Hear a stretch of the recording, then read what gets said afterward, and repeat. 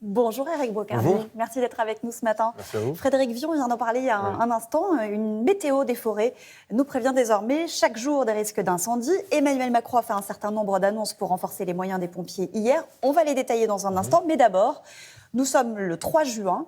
Les pompiers sont-ils prêts à affronter les désormais inévitables incendies de l'été ? En fait, nous sommes en permanence prêts. C'est vrai qu'aujourd'hui, on parle d'une annualisation du risque et non plus simplement sur une fenêtre entre le mois de juin et le mois de septembre. Je pense qu'aujourd'hui, les événements ont suffisamment démontré que la tension opérationnelle dans le cadre du risque incendie feu de forêt est constante. Donc, c'est vrai qu'on sort d'une période de 2022 qui était extrêmement tendue, extrêmement forte en termes d'événements sur le plan des incendies.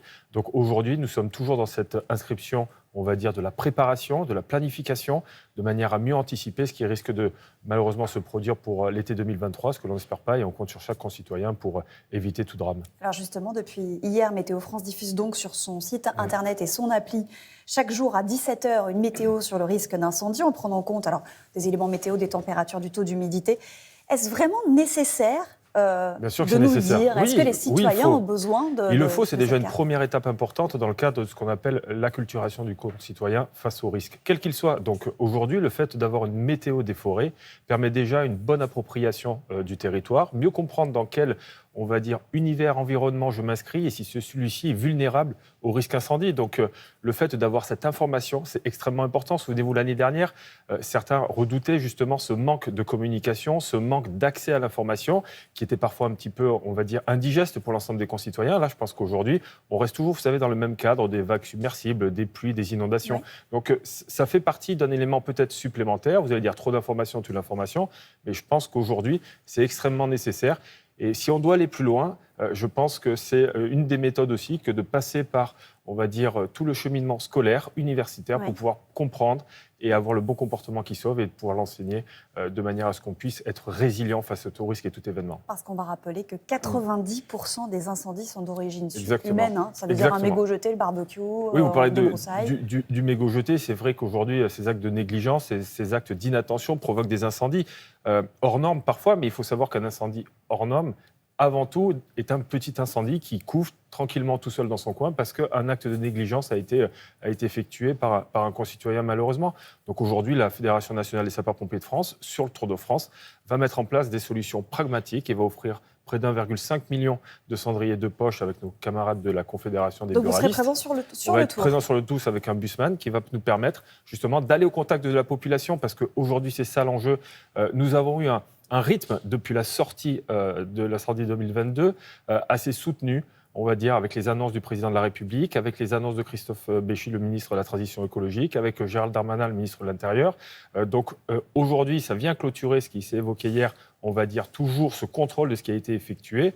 Là, je pense qu'aujourd'hui, il est temps aussi de passer à l'action et d'être directement, nous, les sapeurs-pompiers de France, et d'impliquer les concitoyens. Oui. Donc, on invite tout le monde à aller sur pompiers.fr, de nous soutenir et de faire des dons, justement, pour que cette action sur le Tour de France puisse permettre d'être effectivement un grand moment inédit de communication et de prévention. Vous évoquiez les annonces d'Emmanuel Macron. Il y a d'abord 9 avions et hélicoptères supplémentaires qui vont être mis à disposition, ce qui va porter à 57 le nombre d'appareils de lutte contre les incendies. Ils vont stationner plus seulement dans la base de Nîmes, certains seront dans le sud-ouest. Est-ce que c'est ce que vous espériez ? Alors, c'est ce qu'on espère, évidemment. Pourquoi ? Parce qu'aujourd'hui, vous avez vu, on était sur une globalisation du risque incendie sur le territoire national.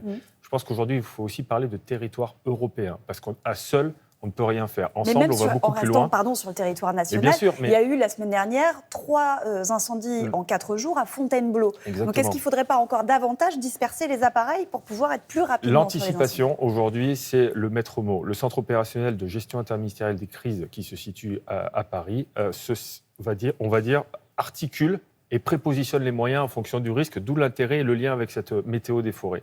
Donc en fonction du risque, bien entendu, Nîmes restant la base, on va dire, centrale, ouvrière, pour permettre justement de dégager les moyens nécessaires en fonction du risque et de l'anticipation. C'est ce qui a toujours été fait, ça sera encore renforcé. Les annonces de 47 moyens aériens aujourd'hui, c'est vrai qu'il y en a des plus agiles, il y en a des plus lourds. Ça va permettre justement d'avoir des rayons d'action beaucoup plus forts et beaucoup plus rapides sur le terrain. Mais on rappelle aussi que les avions seuls ne servent pas et ne sont pas suffisants pour l'état des incendies. Il faut surtout des moyens terrestres.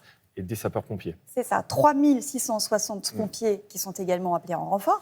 Oui, Vous les exactement. avez déjà ils sont déjà là? Est-ce qu'ils sont On volontaires? on les a toujours, ce sont des professionnels comme des volontaires.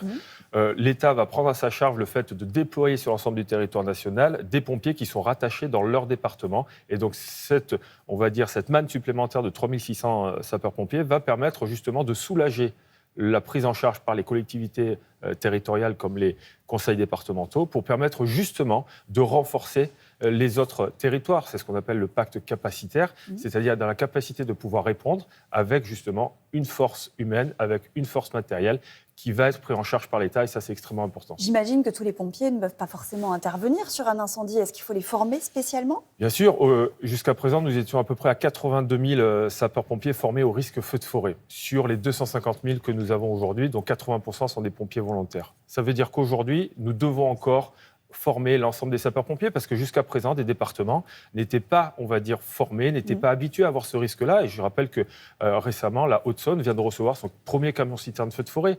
Donc c'est un signe qu'il faut encore renforcer la formation, d'atteindre ce palier des 100 000 pour continuer à progresser et d'avoir nos femmes comme nos hommes armés pour pouvoir lutter face au risque qui peut éclore à tout instant sur le territoire national. L'an dernier, l'incendie de Gironde qui a pris à la Teste de Bûche a évidemment marqué les esprits. On se souvient avoir vu des images de pompiers en réunion qui établissaient des stratégies, Exactement. des plans pour agir avec un langage presque militaire. Mais c'est pas presque, c'est militaire. C'est ça ? C'est au sens qu'effectivement, on parle de ligne de front, on parle d'attaque, de frappe, on parle de positionnement, on parle d'anticipation, on parle de réserve tactique, on parle de tout ce genre de choses-là. Donc c'est vraiment un langage de guerre, parce qu'aujourd'hui, c'est notre ennemi, c'est l'incendie, c'est le feu.